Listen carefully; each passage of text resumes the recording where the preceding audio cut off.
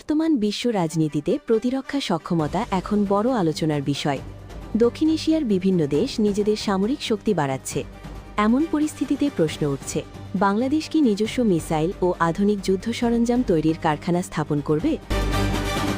আজ আমরা এই বিষয়টি নিয়ে জনমত জানতে চাইছি। অনেকেই মনে করছেন, নিজস্ব প্রতিরক্ষা শিল্প গড়ে তোলা এখন সময়ের দাবি।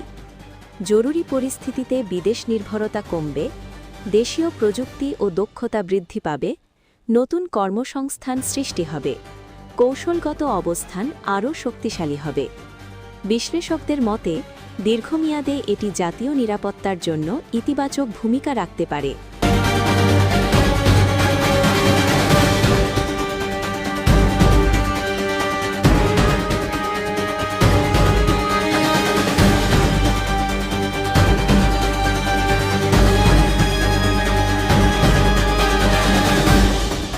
অন্যদিকে অনেকেই বিষয়টিকে দেখছেন ভিন্নভাবে।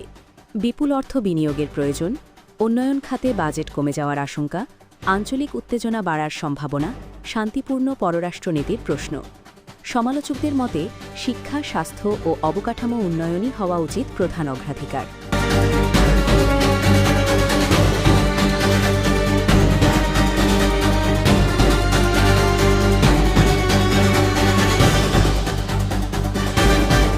আপনার কি মত? বাংলাদেশে কি নিজস্ব মিসাইল ও যুদ্ধ সরঞ্জাম তৈরির কারখানা জরুরি, নাকি উন্নয়ন খাতেই বেশি গুরুত্ব দেওয়া উচিত? কমেন্টে জানান আপনার মতামত। ভিডিওটি শেয়ার করুন যেন আরও মানুষ আলোচনায় অংশ নিতে পারেন।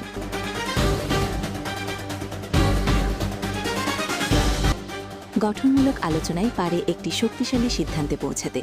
সাথে থাকুন। ধন্যবাদ।